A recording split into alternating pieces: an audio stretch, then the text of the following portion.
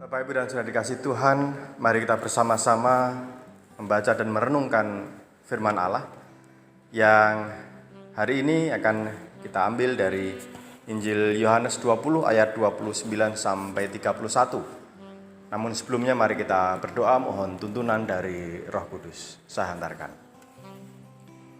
Bapa yang Maha Kasih, kami bersyukur bahwa saat ini masih diberikan kesempatan untuk bersekutu bersama dengan keluarga, ibadah minggu di tengah-tengah keluarga kami masing-masing. Dan saat ini kami bersama akan membaca, mendengar, dan merenungkan sabda-Mu. Mohon penyertaan Roh Kudus, supaya kami boleh mengerti apa yang menjadi kehendak-Mu. Dan biarlah Roh Kudus menerangi hati pikiran kami, supaya selanjutnya kami juga boleh melakukan apa yang menjadi firman-Mu ini dalam kehidupan kami. Bersabdalah ya Allah, kami semua siap untuk mendengarkan. Amin. Injil Yohanes 20 ayat 29 sampai 31 saya bacakan demikian. Kata Yesus kepadanya, "Karena engkau telah melihat aku, maka engkau percaya. Berbahagialah mereka yang tidak melihat namun percaya." Memang masih banyak tanda lain yang dibuat Yesus di depan mata murid-muridnya yang tidak tercatat dalam kitab ini. Tetapi semua yang tercantum di sini telah dicatat supaya kamu percaya bahwa Yesuslah Mesias, Anak Allah, dan supaya kamu oleh imanmu memperoleh hidup dalam namanya.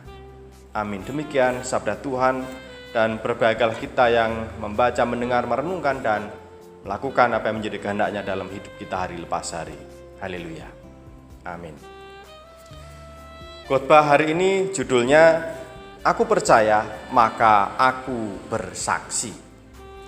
Ibu, bapak, dan saudara dikasih Tuhan, dalam dunia hukum, untuk membuktikan suatu peristiwa, suatu kejadian, siapa yang menjadi pelaku utama, maka dibutuhkan saksi dalam persidangan. Saksi yaitu orang yang mengetahui secara langsung peristiwa atau kejadian yang sebenarnya. Maka ada istilah saksi kunci, yaitu orang-orang yang secara langsung ada di tempat kejadian, yang secara langsung melihat sendiri peristiwa itu atau kejadian itu.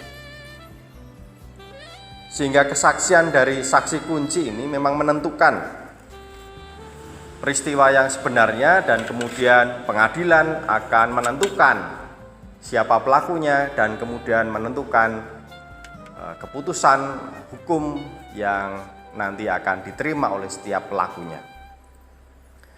Dan persidangan akan menerima, akan mengakui, akan mempercayai kesaksian dari saksi kunci ini. Mereka-mereka yang melihat secara langsung dan kemudian menyatakannya atau menceritakannya di persidangan.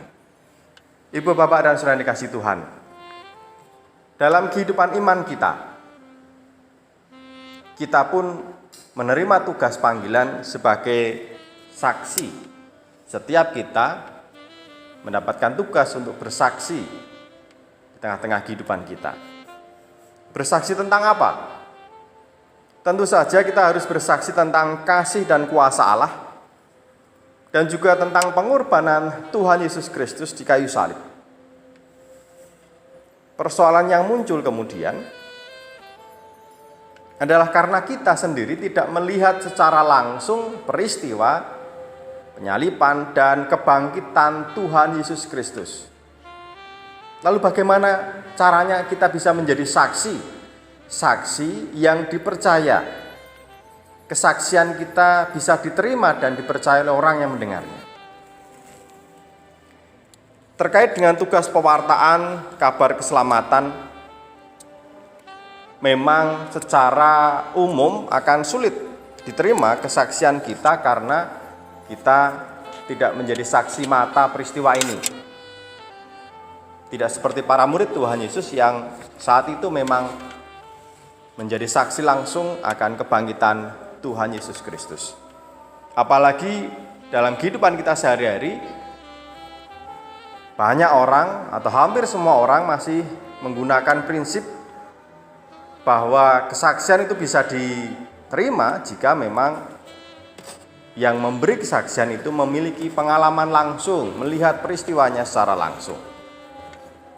fakta secara empiris. Persoalan sekali lagi, kita tidak melihat langsung peristiwa kebangkitan Tuhan Yesus Kristus. Bagaimana kita bisa bersaksi tentang hal ini? Bacaan Injil Yohanes 20 ayat 29 sampai 31 menjadi sebuah catatan mengenai Thomas, salah satu murid Tuhan Yesus Kristus, yang seringkali dianggap kurang percaya karena tidak melihat langsung bukti kebangkitan Tuhan Yesus Kristus. Bagian ini menjadi menarik karena hanya Injil Yohanes saja yang mencatat, sementara Injil yang lain tidak. Melihat dan kemudian percaya, ini memang menjadi sebuah syarat bagi kesaksian yang dianggap sah, dianggap sahih di mata hukum manusia sejak zaman dahulu. Bahkan kesaksian itu dianggap sah jika yang bersaksi bukan hanya satu, tetapi lebih dari satu. Bisa dua, bisa tiga orang yang mengatakan hal yang sama, melihat hal yang sama, maka kesaksiannya itu dianggap benar, dianggap sah. Sehingga ketika Thomas mengatakan bahwa sebelum dia melihat secara langsung, dia belum percaya, maka hal ini tidak disalahkan oleh Tuhan Yesus. Sebaliknya, justru Tuhan Yesus memenuhi apa yang menjadi keinginan dari Thomas ini. Dia menunjukkan di hadapan Thomas tanda dan bukti yang ada di tangannya, yang ada di lambungnya, bahwa dia adalah Yesus yang telah disalibkan, yang kini telah bangkit dan ada di tengah-tengah mereka.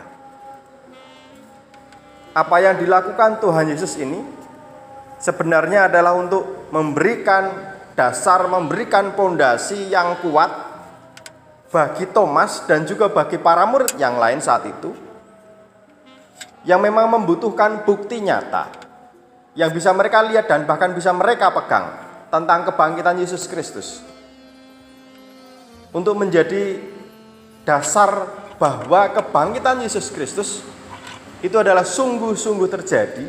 Karena mereka menjadi saksi mata, mereka melihat langsung, dan mereka mempercayai peristiwa itu. Dan ini menjadi penting, sebab apa?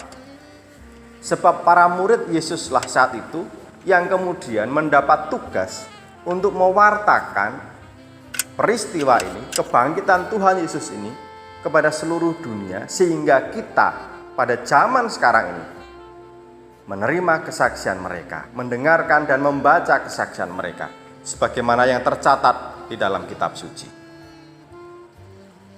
Dengan demikian, ibaratnya sebuah pengadilan, para murid yang menjadi saksi mata, saksi kunci atas kebangkitan Tuhan Yesus Kristus, telah bersaksi sebagaimana dicatat dalam kitab suci, dan kita semua yang mendengar, ibaratnya sebuah persidangan ini, akan menerima kesaksian ini sebagai kesaksian yang sah, kesaksian yang benar, kesaksian yang dipercaya, sehingga semua orang bisa menerima dan kemudian meyakini, mempercayai kejadian yang sesungguhnya, yaitu bahwa Yesus sungguh-sungguh telah bangkit.